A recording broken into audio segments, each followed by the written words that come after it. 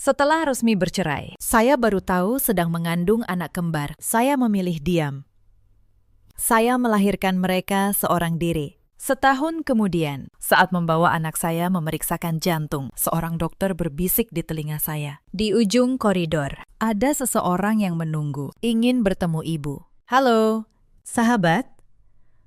Selamat datang kembali di kanal ini. Kalau kisah malam ini menyentuh hati Anda, tolong tinggalkan satu kata di kolom komentar. Mari kita mulai. Jakarta di akhir September. Hujan turun kelabu sejak pagi. Gan besar di kawasan Bintaro itu seolah diselimuti lapisan kesedihan yang lembab dan dingin. Nama saya Anindita Kirana. Saat itu, usia saya 31 tahun. Saya bekerja sebagai ilustrator buku anak dan prestorasi foto lama. 6 tahun 3 bulan yang lalu, saya melangkah masuk ke dalam keluarga Wijaja melalui sebuah pernikahan adat yang megah, lengkap dengan segala upacaranya. Lengkap pula dengan tatapan bangga dari orang tua kedua belah pihak. Saat itu, saya adalah istri Baskara Wijaja, direktur sebuah perusahaan alat kesehatan ternama di Jakarta. Ibu mertua saya, Bu Dewi Kartika, pernah menggenggam tangan saya di hari pernikahan. Beliau berkata lembut, "Setelah masuk ke rumah ini, kamu adalah putri mama." Baskara itu wataknya keras. Kalau ada apa-apa, kamu yang sabar sedikit, ya.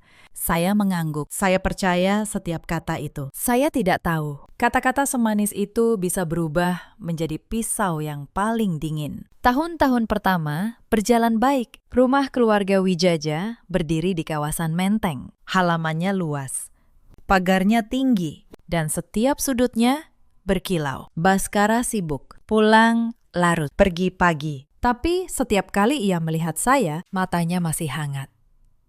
Itu sudah cukup bagi saya saat itu. Saya mengisi hari dengan menggambar. Saya juga membantu Bu Dewi mengurus rumah. Saya pikir inilah keluarga yang akan saya jaga seumur hidup. Lalu Sherina datang. Sherina adalah sepupu Baskara dari pihak ibu. Usianya 29 tahun. Ia tinggal di rumah itu dengan alasan sedang mencari kerja di Jakarta. Sejak hari pertama, ada sesuatu dalam tatapannya yang membuat saya tidak nyaman. Senyumnya manis, tapi senyum itu tidak pernah sampai ke matanya. Mbak Anindita beruntung sekali, katanya suatu sore, dapat suami sekaya Mas Baskara. Padahal Mbak cuma tukang gambar, kan? Saya hanya tersenyum. Saya pikir itu hanya gurauan. Saya tidak tahu, kalimat-kalimat kecil seperti itu adalah retakan pertama. Dan retakan selalu melebar bila dibiarkan. Bulan-bulan berikutnya, Sherina semakin sering berada di dekat Baskara, membawakan kopi, menyiapkan berkas kantornya, tertawa di setiap leluconnya. Saya tidak cemburu, saya percaya pada suami saya. Itulah kesalahan saya yang pertama. Suatu malam, Bu Dewi memanggil saya ke ruang tengah. Wajahnya berbeda, dingin. "Anindita," katanya pelan. "Mama dengar kabar yang tidak enak." Saya menatapnya bingung. "Kabar apa?" "Bu." Beliau meletakkan sebuah ponsel di atas meja. Di layarnya ada sebuah foto saya di sebuah kafe, sedang duduk berhadapan dengan seorang pria yang tidak saya kenal. Jantung saya berdebar. "Bu, ini bukan seperti yang ibu kira." "Lalu, seperti apa?" Suaranya meninggi sedikit. "Itu kamu atau bukan?" "Itu memang saya, tapi pria itu klien. Dia memesan ilustrasi untuk buku anaknya. Kami hanya membicarakan pekerjaan." Bu Dewi memandang saya lama. Mama harap begitu. Tapi cara beliau memandang saya malam itu sudah berubah. Saya merasakannya. Sesuatu telah retak, dan saya tidak tahu cara menambalnya. Belakangan, saya baru mengerti. Foto itu diambil oleh Sherina. Ia mengikuti saya ke pertemuan kerja, lalu memotret dari sudut yang membuat segalanya tampak salah. Itu baru permulaan. Beberapa hari kemudian, sebuah pesan masuk ke ponsel Baskara. Pesan itu berisi foto yang sama, ditambah kalimat-kalimat yang tidak pernah saya tulis. Kalimat mesra, seolah saya mengirimnya pada pria asing itu. Saya tidak pernah menulisnya. Nomor itu bukan nomor saya. Tapi siapa yang akan percaya seorang istri yang membela diri? Baskara pulang malam itu dengan wajah yang belum pernah saya lihat. Ia melempar ponselnya ke atas meja. "Jelaskan," katanya dingin.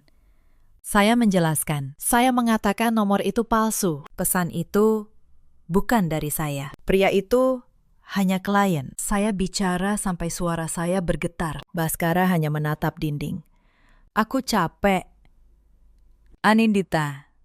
3 kata itu menghantam saya lebih keras daripada bentakan. Malam itu, di kamar kami yang luas, saya tidur memunggungi suami saya untuk pertama kalinya. Tapi malam itu, saya belum tahu apa yang sudah disiapkan oleh orang-orang di rumah ini. Esok paginya, Sherina menyajikan sarapan dengan senyum yang lebih lebar dari biasanya. Mbak Anindita kelihatan capek, katanya.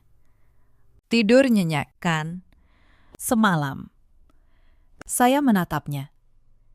Untuk pertama kalinya, saya melihat kemenangan kecil di matanya. Dan saya mengerti, ini bukan kebetulan. Hari-hari berikutnya berubah menjadi neraka yang sunyi. Bu Dewi mulai menghitung setiap kesalahan saya. Sayur yang terlalu asin, lantai yang kurang bersih, suara saya yang katanya terlalu keras saat menelpon. Dulu mama kira kamu anak baik, katanya suatu hari. Ternyata kamu pandai sekali menutupi. Saya ingin membela diri, tapi setiap kata yang keluar dari mulut saya hanya menjadi bukti baru bahwa saya membantah orang tua. Sherina menambahkan minyak ke dalam api. Ia berbisik pada Bu Dewi di dapur. Ia menangis pura-pura di depan Baskara, mengaku takut pada saya.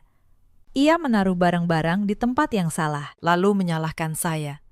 Saya melihat semuanya, tapi melihat dan bisa membuktikan adalah 2 hal yang berbeda. Suatu sore, saya menemukan sesuatu yang membuat darah saya membeku. Di dalam tas Sherina, tergeletak sebuah kartu SIM dan sebuah ponsel lama. Saya menyalakannya. Di dalamnya ada draft pesan-pesan mesra itu. Pesan yang seolah saya kirim pada pria asing. Semuanya diketik dari ponsel ini. Tangan saya gemetar. Akhirnya, saya punya bukti. Saya memotret layar itu dengan ponsel saya. Saya menyimpan 3 gambar. Lalu saya meletakkan kembali ponsel itu persis seperti semula. Saya belum tahu kapan harus menggunakannya. Tapi naluri saya berkata, simpan dulu.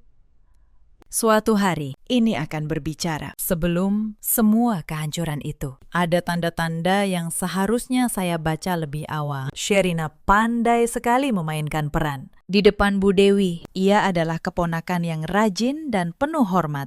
Ia membantu di dapur, memijat bahu Bu Dewi, dan memuji setiap masakan beliau. Sementara setiap masakan saya selalu ada saja kurangnya di mata mereka. Suatu hari, saya memasak rendang untuk acara keluarga. Saya memasaknya sejak subuh, dengan resep yang diajarkan ibu saya. Tapi saat hidangan tersaji, Sherina mencicipinya dan mengernyit. Aduh, Mbak, ini kok agak keras ya dagingnya. Kasihan tante kalau makan ini. Bu Dewi langsung meletakkan sendoknya. Padahal sebelum Sherina bicara, beliau sudah memuji rendang itu. Sejak hari itu, urusan masak rendang untuk acara keluarga diambil alih Sherina. Hal-hal kecil seperti itu terjadi setiap hari. Sedikit demi sedikit, Sherina menggeser posisi saya di rumah itu. Sementara saya terlalu naif untuk menyadarinya. Lalu ada peristiwa kalung. Bu Dewi memiliki sebuah kalung emas warisan yang sangat ia jaga. Suatu hari, kalung itu hilang dari kamarnya. Seisi rumah heboh. Dan entah bagaimana, Sherina menemukan kalung itu di dalam laci meja rias saya. Mbak Anindita, kata Sherina dengan suara pura-pura sedih.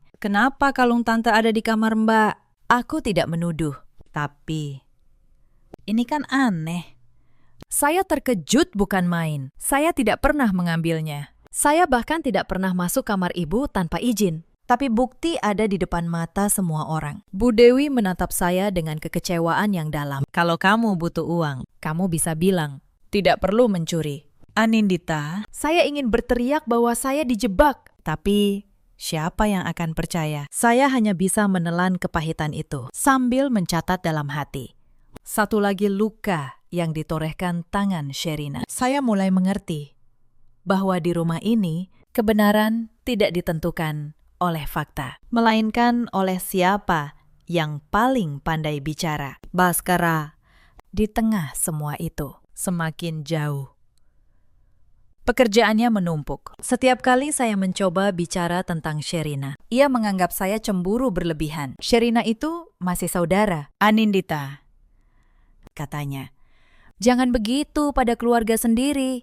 Keluarga sendiri. Kata itu menjadi tameng yang melindungi Sherina dari setiap kecurigaan. Sementara saya, sang istri, justru semakin dianggap orang luar. Saya ingat satu malam, saya duduk sendirian di balkon kamar, menatap lampu-lampu kota Jakarta. Saya bertanya pada diri saya sendiri, kapan rumah yang dulu menyambut saya dengan tangan terbuka ini berubah menjadi tempat yang membuat saya merasa asing? Saya belum tahu jawabannya. Tapi saya tahu satu hal, saya tidak boleh kehilangan diri saya. Betapapun mereka berusaha mengikis saya sedikit demi sedikit. Itulah sebabnya, ketika malam itu saya menemukan ponsel kedua di tas Sherina. Saya tidak panik. Saya sudah lama menunggu satu kepingan bukti yang nyata. Dan ketika kepingan itu akhirnya ada di tangan saya tahu. Suatu hari, ia akan berbicara untuk saya. Saya hanya tidak menyangka suatu hari itu datang. Setelah saya kehilangan segalanya terlebih dahulu. Malam itu, sebelum saya sempat berbuat apapun, Bu Dewi memanggil seluruh keluarga ke ruang tamu. Di atas meja sudah tergeletak map berwarna coklat. Baskara, kata Bu Dewi, Mama sudah memutuskan demi nama baik keluarga ini. Perceraian adalah jalan terbaik. Saya merasa lantai bergoyang di bawah kaki saya. Saya menatap Baskara, memohon dengan tatapan saya. Tapi ia hanya menunduk. Tidak satu kata pun keluar dari mulutnya. Mas, suara saya nyaris hilang. Kamu percaya pada mereka. Kamu tidak mau mendengar saya. Baskara menghela napas panjang. Sudahlah, Anindita. Aku lelah bertengkar. Lelah. Lagi-lagi kata itu. Sherina berdiri di sudut ruangan. Wajahnya pura-pura sedih. Tapi di balik kepura-puraan itu, saya tahu ia sedang merayakan. Bu Dewi mendorong map coklat itu ke arah saya. Tanda tangani. Mama sudah menyiapkan semuanya. Kamu akan dapat sejumlah uang. Cukup untuk hidup. Saya membuka map itu. Surat cerai. Sudah lengkap. Hanya menunggu tanda tangan saya. Saya bisa saja melawan. Saya bisa mengeluarkan bukti di ponsel saya saat itu juga. Tapi saya menatap wajah Baskara. Wajah pria yang lebih memilih percaya pada kebohongan daripada pada saya. Dan saat itu, saya menyadari sesuatu. Cinta yang harus saya buktikan dengan memohon bukanlah cinta yang layak saya pertahankan. Saya mengambil pena. Tangan saya tidak gemetar lagi. Saya menandatangani surat itu. Baik, kata saya pelan. Saya pergi. Tapi suatu hari, kalian akan tahu siapa yang sebenarnya bersalah di rumah ini. Sherina tersenyum kecil. Drama sekali. Mbak, saya tidak menjawabnya. Saya naik ke kamar, mengepak satu koper, dan turun kembali. Saya tidak mengambil satupun perhiasan pemberian keluarga itu. Saya hanya membawa pakaian saya, alat gambar saya, dan harga diri saya. Di depan pintu, Bu Dewi berkata satu kalimat terakhir. Kamu memang tidak pernah pantas masuk ke keluarga ini. Saya berbalik menatapnya. Mungkin, Bu. Tapi setidaknya, saya tidak pernah memfitnah orang yang tidak bersalah. Lalu, saya melangkah keluar ke dalam hujan September. Saya tidak tahu. Di dalam tubuh saya, dua kehidupan kecil sedang mulai tumbuh. Saya baru menyadarinya 3 minggu kemudian. Saat itu, saya sudah tinggal di sebuah rumah kontrakan kecil di Bekasi, bersama ibu kandung saya, Bu Hani. Pagi itu, saya mual, dan kepala saya berputar. Bu Hani menatap saya lama. Dek, kamu terlambat berapa lama? Saya menghitung. Dan jantung saya berhenti sejenak. Hasil tes menunjukkan 2 garis. Lalu pemeriksaan dokter menunjukkan sesuatu yang lebih mengguncang. Bukan 1, tapi 2. Saya mengandung anak kembar. Saya duduk di tepi ranjang, memeluk perut saya, dan menangis. Bukan karena sedih, tapi karena untuk pertama kalinya sejak meninggalkan rumah itu, saya merasa tidak sendirian. Apa kamu akan memberitahu Baskara? Tanya ibu saya pelan. Saya menggeleng. Tidak. Bu, keluarga itu sudah membuang saya saat saya tidak bersalah. Saya tidak akan menyerahkan anak-anak saya pada orang yang tidak mempercayai ibunya. Ibu saya menggenggam tangan saya. Kalau begitu, kita besarkan mereka berdua. Ibu memang tidak kaya, Tapi ibu punya cukup cinta untuk kalian bertiga. Sejak hari itu, hidup saya berubah total untuk menuntut kembali kehormatan saya. Pertama-tama, saya harus hidup dan 2 nyawa di dalam perut saya juga harus hidup. Saya mulai menerima pekerjaan merestorasi foto-foto lama. Siapapun yang punya foto kakek nenek yang berjamur, foto pernikahan yang sobek sudutnya, atau foto leluhur yang warnanya pudar, mereka mengirimkan filenya untuk saya perbaiki. Terkadang saya duduk berjam-jam, memperbesar setiap retakan di wajah seorang nenek dalam foto hitam putih, menambalnya sedikit demi sedikit. Saya juga menerima pekerjaan menggambar ilustrasi buku anak untuk sebuah penerbit kecil di Jakarta. Uangnya tidak banyak, kadang ada, kadang tidak. Tapi enaknya, saya bisa bekerja di rumah tanpa harus bertemu banyak orang. Siang hari saya ke pasar, memasak, dan memperbaiki foto. Malam hari, saya menggambar sampai mata terasa perih. Terkadang makanan saya hanya semangkuk nasi hangat dengan telur ceplok dan kecap. Kadang, lebih baik, ada semangkuk sayur bayam dan sepotong ikan kembung goreng. Saya tidak berani mengeluh. Orang sudah mendorong saya keluar dari pintu. Kalau saya masih duduk di tengah jalan mengeluh kedinginan, siapa yang akan menggelar tikar untuk saya? Perut saya membesar, beban kerja saya juga. Ada malam-malam saat punggung saya sakit luar biasa, dan saya tetap menggambar sampai subuh karena tenggat penerbit. Ada hari-hari saat saya antre di puskesmas untuk pemeriksaan kandungan sendirian. Di antara para ibu yang ditemani suami mereka, saya menahan semuanya karena di dalam diri saya ada 2 alasan untuk terus kuat. Tapi hidup seorang ibu tunggal tidak pernah memberi waktu untuk berduka lama-lama. Saat usia kandungan saya menginjak bulan ke-5, kontrakan tempat kami tinggal dijual oleh pemiliknya. Kami harus pindah dalam 2 minggu. Dengan perut yang semakin berat, saya berkeliling Bekasi mencari rumah petak yang sewanya terjangkau. Akhirnya saya menemukan sebuah rumah kecil di gang sempit. Dindingnya lembab. Atapnya bocor di satu sudut, tapi sewanya murah, dan itu yang penting. Malam pertama di rumah itu, hujan turun deras, dan saya menampung air bocor dengan ember sambil menggambar ilustrasi yang harus selesai esok pagi. Saya tidak menangis, saya hanya bekerja. Karena setiap lembar ilustrasi yang selesai berarti susu untuk anak-anak saya nanti. Suatu hari, seorang klien restorasi foto menolak membayar setelah pekerjaan selesai. Ia bilang hasilnya tidak memuaskan, padahal ia hanya tidak mau membayar. Uang itu sudah saya hitung untuk kontrol kandungan minggu itu. Saya terpaksa menundanya. Bu Hani diam-diam menjual gelang emas terakhirnya untuk menutupi biaya itu. Saat saya tahu, saya menangis di pelukannya. Ibu, itu gelang dari almarhum Bapak. Ibu saya hanya tersenyum.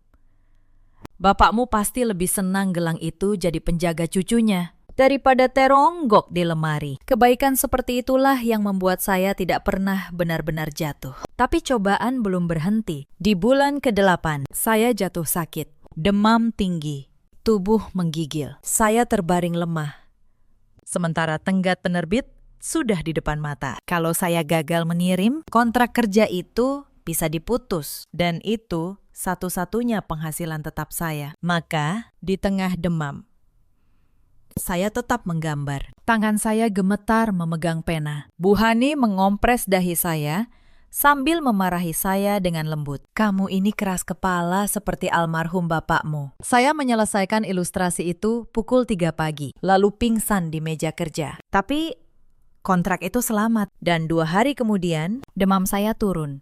Setiap kali saya merasa hampir menyerah, saya meletakkan tangan di perut saya, merasakan 2 tendangan kecil, dan menemukan alasan untuk bangkit lagi. Setelah si kembar lahir dan Raina didiagnosis sakit jantung, ujian itu naik ke tingkat yang baru. Suatu malam, Rainan mendadak demam tinggi dan napasnya tersengal. Untuk bayi dengan kelainan jantung, demam bukan perkara kecil. Saya menggendongnya, menembus hujan tengah malam, mencari angkutan ke rumah sakit. Tidak ada ojek, tidak ada taksi. Akhirnya, seorang tetangga, Pak Darto, tukang bubur yang baik hati, mengantar kami dengan motor bututnya. Saya memeluk Raina erat di tengah hujan, sementara Raka saya titipkan pada ibu saya. Malam itu, Raina dirawat. Dokter berhasil menstabilkan kondisinya, tapi biaya perawatan menguras seluruh tabungan saya. Esoknya, saya kembali mengambil lebih banyak pekerjaan, bekerja siang malam, demi menutup lubang di kantong yang sama dalamnya dengan lubang di jantung putri saya. Ada satu malam yang tidak akan pernah saya lupakan. Saya kehabisan uang untuk membeli susu.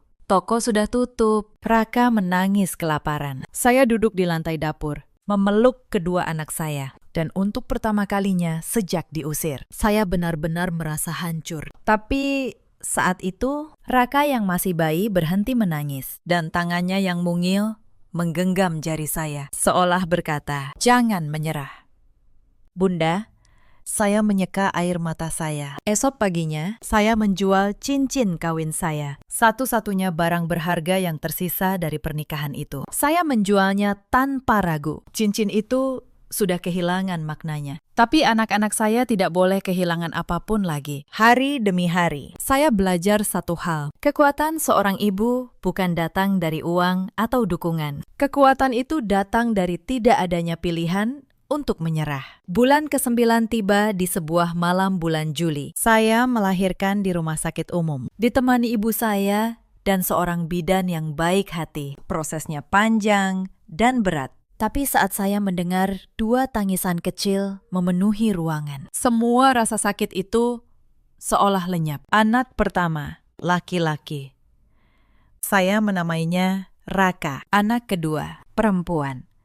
Saya menamainya Raina. Dua bayi mungil dengan wajah yang amat mirip ayah mereka. Saya menggendong keduanya, dan untuk pertama kalinya dalam hidup saya merasa benar-benar utuh. Tapi takdir belum selesai mengujinya. 3 hari setelah kelahiran, dokter anak memanggil saya dengan wajah serius. "Bu Anindita," katanya, "putri ibu, Rainan, ada sesuatu pada jantungnya. Kami mendeteksi sebuah kelainan bawaan. Namanya defek septum ventricle. Ada lubang kecil pada bilik jantungnya. Dunia saya seolah runtuh untuk kedua kalinya. Apa?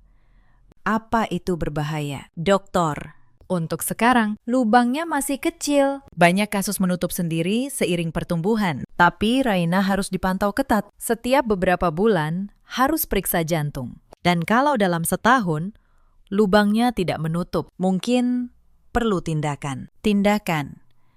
Operasi untuk bayi sekecil itu. Malam itu, saya duduk di samping box bayi, menatap Raina yang tidur. Dan saya berjanji dalam hati, apapun yang terjadi, Bunda akan membuatmu sehat. Bunda tidak akan menyerah. Sejak hari itu, hidup saya berlomba dengan waktu. Biaya pemeriksaan jantung tidak murah. Setiap kunjungan ke dokter spesialis menelan biaya yang besar. Belum lagi susu, popok, dan kebutuhan 2 bayi sekaligus. Saya menggandakan pekerjaan saya. Saya mengambil setiap proyek restorasi yang masuk. Saya menggambar ilustrasi sampai jari saya kaku. Saya tidur 3 jam semalam. Kadang kurang. Bu Hani menjaga si kembar saat saya bekerja. Beliau menggendong Raina yang sering rewel karena lelah, menyanyikan lagu-lagu lama, dan tidak pernah sekalipun mengeluh. "Ibu," kata saya suatu malam, dengan mata yang nyaris terpejam, "Maaf ya, karena saya. Ibu jadi capek di usia segini." Ibu saya tersenyum. "Capek apa? Punya cucu seperti Raka dan Raina itu rezeki, bukan beban. Kamu yang harus jaga kesehatan. Mereka cuma punya satu ibu." Bulan demi bulan berlalu. Si kembar tumbuh. Raka kuat dan banyak tertawa. Raina lebih kecil, lebih lembut. Tapi matanya hidup dan penuh rasa ingin tahu. Setiap 3 bulan, saya membawa Raina periksa jantung. Setiap kali, saya menahan napas, menunggu hasilnya. Setiap kali, lubang di jantungnya sedikit demi sedikit mengecil. "Bagus, Bu," kata dokter pada pemeriksaan terakhir menjelang ulang tahun pertama si kembar. "Lubangnya hampir menutup. Kita pantau sekali lagi. Kalau bulan depan stabil, Raina tidak perlu operasi." Saya menangis di koridor rumah sakit. Tangis lega yang sudah saya tahan selama setahun penuh. Sementara itu, di sisi lain kota, keluarga Wijaja tidak tahu bahwa darah daging mereka sedang berjuang untuk hidup. Di tengah tahun pertama itu, ada satu peristiwa yang nyaris menghancurkan saya sepenuhnya. Suatu sore, seorang perempuan datang ke rumah petak saya di Bekasi. Saya tidak mengenalnya, tapi ia mengenal saya. "Kamu Anindita, kan?"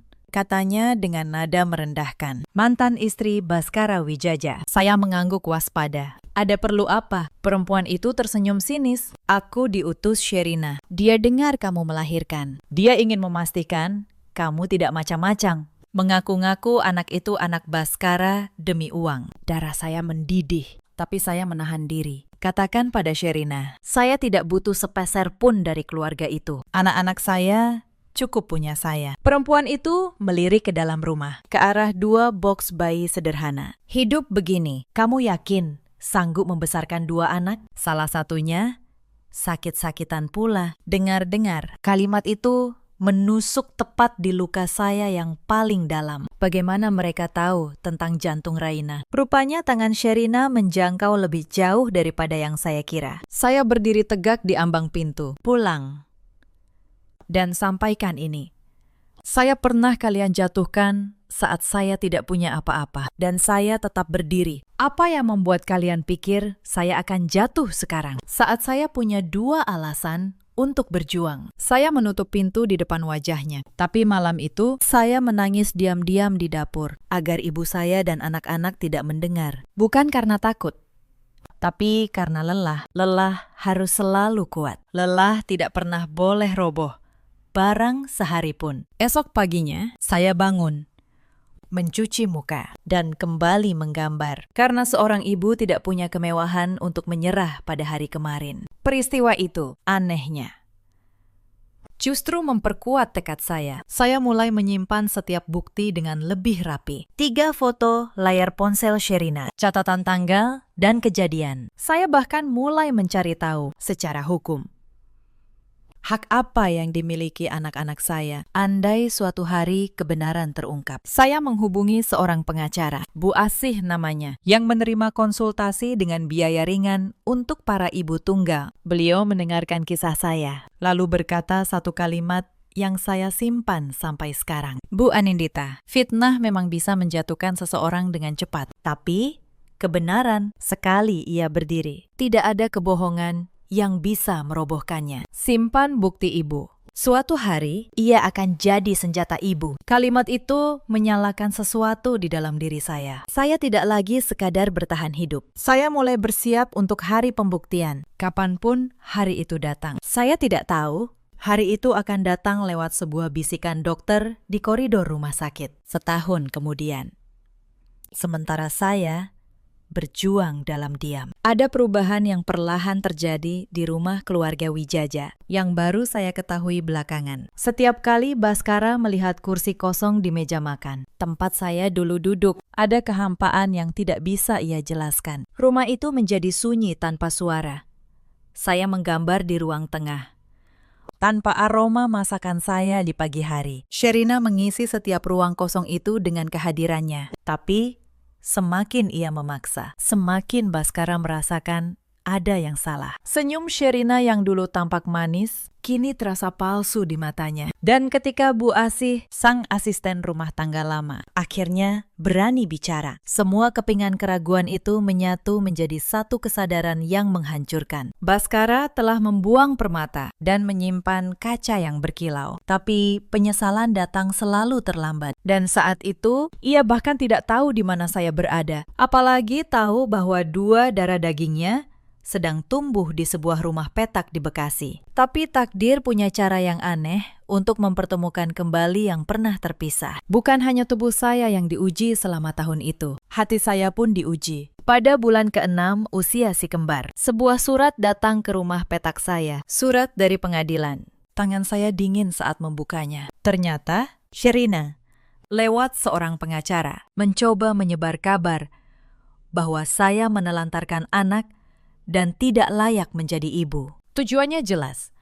Ia ingin memastikan saya tidak pernah punya celah untuk kembali pada Baskara. Bahkan, andai kebenaran terungkap. Saya membawa surat itu pada Bu Asih, pengacara saya. Beliau membacanya, lalu tersenyum tenang. Bu Anindita, ini hanya gertakan. Tidak ada satupun bukti yang mendukung tuduhan ini. Justru, kalau mereka berani melanjutkan, kita yang akan punya alasan kuat untuk balik menggugat pencemaran nama baik. Saya mengumpulkan semua bukti saya, catatan medis Raina yang lengkap, kwitansi setiap pembayaran rumah sakit, surat keterangan dari penerbit tempat saya bekerja. Semua itu membuktikan satu hal.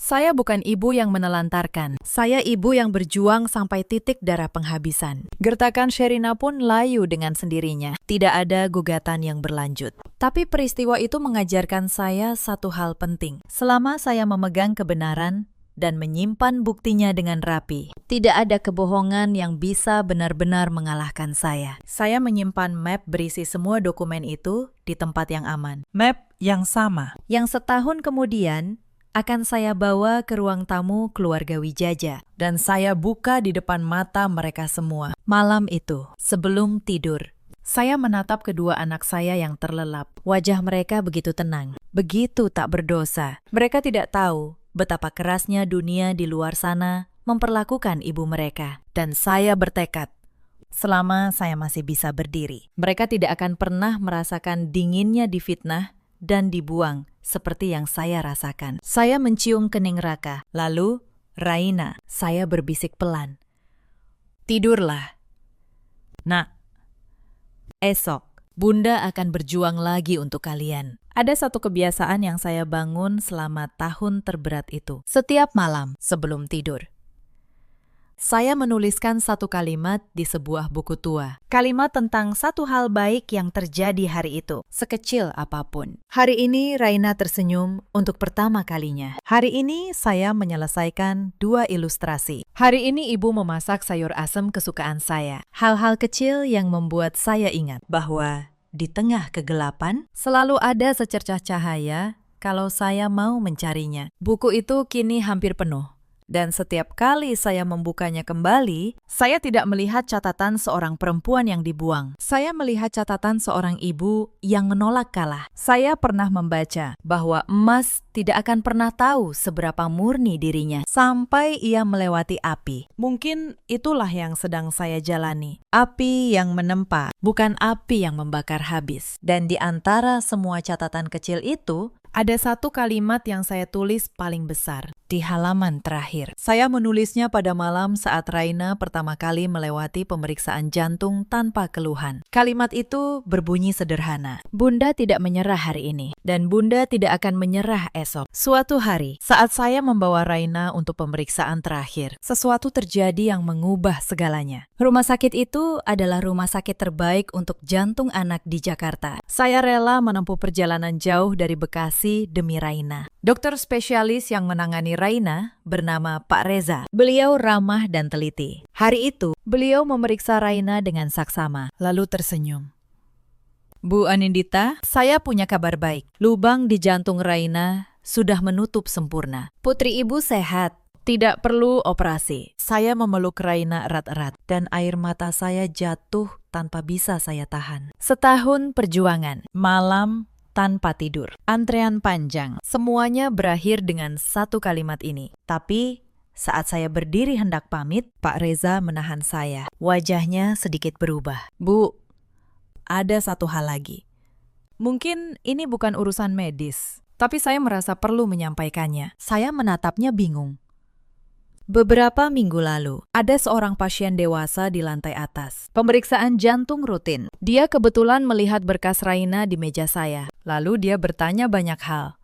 Tentang ibu Raina. Tentang tanggal lahir si kembar. Jantung saya mulai berdebar. Saya tidak memberitahu apapun, tentu saja. Itu rahasia pasien. Tapi orang itu meninggalkan kartu nama dan memohon. Kalau ibu dari anak kembar ini datang lagi, tolong sampaikan bahwa dia ingin bertemu. Pak Reza berbisik pelan. Di ujung koridor, dia menunggu hari ini. Bu, sejak pagi. Tangan saya membeku. Siapa? Doktor. Pak Reza menyebutkan satu nama. Baskara Wijaja. Dunia di sekitar saya seakan berhenti berputar. Saya menggendong Raina, menggandeng Raka, dan berjalan perlahan ke ujung koridor. Dan di sana berdiri seorang pria yang dulu pernah menjadi suami saya. Baskara terlihat lebih kurus. Wajahnya lelah saat matanya menangkap sosok saya. Dan kemudian dua anak kecil di samping saya. Tubuhnya seperti tersengat. Ia menatap Raka. Lalu Raina. Wajah dua anak itu adalah cerminan wajahnya sendiri. Tidak ada yang bisa menyangkalnya. Anindita. Suaranya bergetar. Mereka. Apakah mereka? Saya tidak menjawab.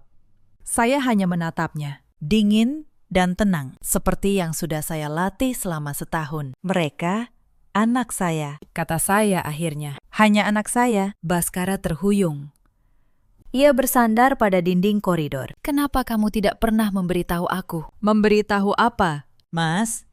Suara saya tetap datar. Bahwa istri yang kalian buang seperti sampah sedang mengandung darah daging kalian. Untuk apa? Supaya keluarga kalian bisa menuduh saya lagi. Supaya Sherina bisa memfitnah saya lagi. Nama itu membuat wajah Baskara berubah. Sherina. Ulangnya pelan.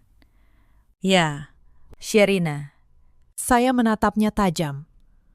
Apakah kalian akhirnya tahu kebenarannya? Atau kalian masih percaya saya berselingkuh dengan pria di foto itu? Baskara terdiam lama. Lalu ia berkata dengan suara serat. Aku tahu sekarang, Anindita. Aku tahu semuanya. Dan aku datang bukan untuk menyalahkanmu. Aku datang untuk memohon maaf. Ternyata, selama setahun ini, kebenaran perlahan terungkap di rumah keluarga Wijaja. Beberapa bulan setelah saya pergi, Sherina mulai menunjukkan warna aslinya. Dengan saya tersingkir, ia mulai mendekati Baskara secara terang-terangan. Ia bertingkah seolah dialah pengganti yang pantas. Tapi Baskara, meski lelah dan terluka, bukan pria bodoh. Ia mulai curiga pada sikap Sherina yang terlalu cepat berubah. Lalu suatu hari, seorang asisten rumah tangga lama, Bu Asih, yang dulu bekerja di rumah Wijaja, datang menemui Baskara diam-diam. Bu Asih sudah lama ingin bicara, tapi takut. Setelah ia berhenti bekerja, akhirnya ia berani. Mas Baskara, kata Bu Asih. Saya tidak bisa diam terus. Malam sebelum Mbak Anindita pergi, saya melihat Mbak Sherina mengetik pesan dari ponsel lain di dapur. Pesan-pesan untuk dikirim seolah dari Mbak Anindita. Saya melihatnya dengan mata saya sendiri. Baskara terguncang. Ia mulai menyelidiki. Ia memeriksa rekaman CCTV lama rumah yang masih tersimpan. Dan di sana terekam jelas Sherina di kafe yang sama mengikuti Anindita. Lalu memotret dari sudut yang sengaja menyesatkan. Sherina di sebuah ruangan, mengetik pesan-pesan mesra itu di ponsel kedua. Semua kepingan menyatu. Foto palsu, pesan palsu, fitnah yang disusun dengan rapi. Baskara membawa bukti itu kepada ibunya, Bu Dewi. Dan untuk pertama kalinya, wajah Bu Dewi yang selalu angkuh, pucat pasi. Tapi mereka tidak tahu di mana saya berada. Saya sudah pindah, mengganti nomor, dan menghilang dari kehidupan mereka. Sampai hari ini, di koridor rumah sakit, ketika takdir mempertemukan kembali. Saya mendengarkan semuanya dengan tenang. Tidak ada lagi air mata, tidak ada lagi amarah yang meledak. Hanya ketenangan dingin seseorang yang sudah melewati badai dan keluar lebih kuat. Jadi sekarang kalian tahu, saya tidak bersalah, kata saya. Lalu, apa? Kalian ingin saya kembali? Berpura-pura semua ini tidak pernah terjadi. Baskara menggeleng. Tidak. Anindita, aku tidak berhak meminta itu. Aku ingin bertanggung jawab pada anak-anak. Dan aku ingin kebenaran ini diluruskan. Di depan semua orang. Ibuku, Sherina, seluruh keluarga. Mereka harus tahu apa yang sebenarnya mereka lakukan padamu. Saya menatap kedua anak saya. Raka memandang Baskara dengan rasa ingin tahu. Raina memeluk leher saya, malu-malu. Saya berpikir lama. Lalu, saya berkata, baik, saya akan datang, tapi bukan untuk kembali pada keluarga itu. Saya datang untuk menutup buku ini sekali untuk selamanya. 3 hari kemudian, sebuah pertemuan keluarga digelar di rumah keluarga Wijaja. Saya datang dengan mengenakan pakaian sederhana. Tidak ada perhiasan, tidak ada riasan mahal. Saya datang sebagai diri saya sendiri, seorang ibu yang telah membesarkan 2 anak dengan tangannya sendiri. Di ruang tamu yang dulu pernah mengusir saya, kini berkumpul seluruh keluarga. Bu Dewi duduk di kursi utama, wajahnya tegang. Baskara berdiri di sampingnya, dan di sudut ruangan, Sherina duduk dengan wajah pucat, sudah merasakan badai yang akan datang. Saat saya masuk, suasana hening.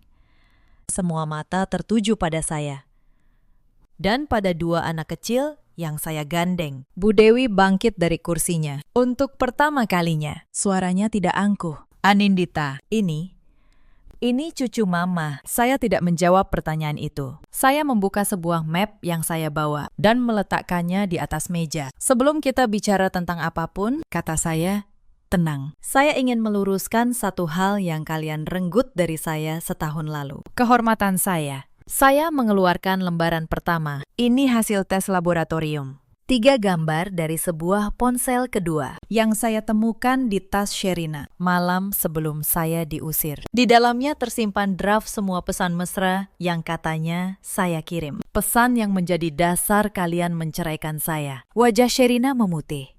Itu tidak benar.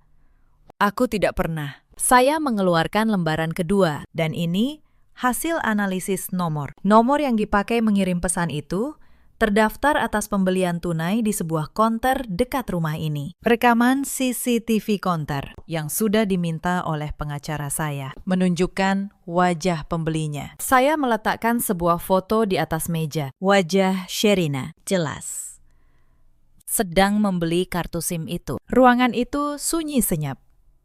Bu Dewi menatap foto itu dengan tangan gemetar. Saya mengeluarkan lembaran ketiga. Dan ini, rekaman CCTV rumah ini sendiri yang dipulihkan oleh Mas Baskara. Sherina mengikuti saya ke kafe. Sherina mengetik pesan. Semuanya terekam. Sherina berdiri tiba-tiba. Tubuhnya bergetar. Kalian percaya pada dia? Dia cuma tukang gambar miskin. Aku. Cukup. Sherina. Suara itu datang dari Bu Dewi. Wajah beliau yang dulu selalu dingin pada saya, kini penuh amarah.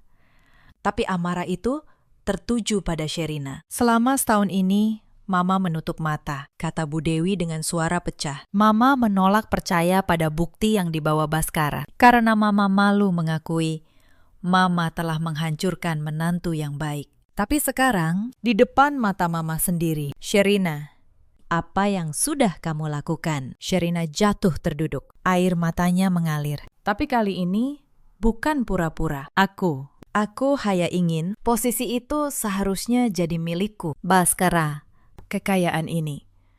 Semua. Seharusnya. Daimete. Suara Baskara dingin. Kamu menghancurkan keluargaku. Kamu membuat anak-anakku tumbuh tanpa ayah selama setahun. Demi kerakusanmu. Bu Dewi berjalan mendekati saya. Dan di depan semua orang, perempuan yang dulu mengusir saya itu perlahan menunduk. Tangannya menggenggam tangan saya. Persis seperti di hari pernikahan dulu. Tapi kali ini, genggaman itu gemetar. Anindita, kata beliau dengan suara hancur. Mama tidak punya muka untuk meminta apapun darimu. Mama yang bersalah. Mama yang termakan fitnah. Mama yang mengusirmu saat kamu sedang mengandung cucu Mama. Maafkan Mama. Mama mohon. Saya menatap perempuan tua yang menunduk di depan saya. Hati saya bergetar. Tapi saya tidak membungkuk untuk menariknya berdiri terlalu cepat. Bu, kata saya pelan. Setahun lalu, di pintu ini, ibu berkata, saya tidak pernah pantas masuk ke keluarga ini. Kalimat itu menemani saya di setiap malam saya menggambar sampai subuh. Di setiap antrean rumah sakit, saat saya sendirian menggendong Raina yang sakit jantung. Bu Dewi terisak. Jantung. Raina sakit jantung. Iya. Bu, cucu ibu lahir dengan lubang di jantungnya. Dan selama setahun, saya berjuang sendiri membiayai pengobatannya. Sementara keluarga ini tidak tahu.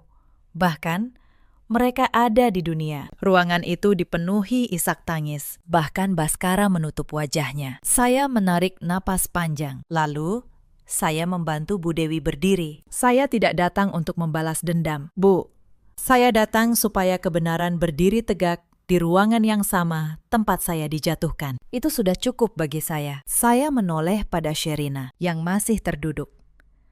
Dan kamu, saya tidak akan menuntutmu, bukan karena saya memaafkanmu, tapi karena hidupmu dengan semua kebencian di dalamnya sudah cukup menjadi hukumanmu sendiri. Hari itu, urusan hukum diselesaikan dengan tenang. Sherina diminta meninggalkan rumah keluarga Wijaja hari itu juga. Tidak ada lagi tempat puntonya di sana. Baskara mengakui Raka dan Raina secara resmi sebagai anaknya. Bukan untuk menariknya dari saya, tapi untuk bertanggung jawab atas masa depan mereka. Ia bersikeras menanggung seluruh biaya pendidikan dan kesehatan kedua anak itu. Tapi saya tidak kembali menjadi istrinya. Sebagian luka, sekali retak, tidak bisa dipulihkan hanya dengan permintaan maaf. Saya memilih tetap berdiri di atas kaki saya sendiri, seperti yang sudah saya lakukan selama setahun. Baskara menerima keputusan itu. Aku tidak berhak memintamu lebih, katanya.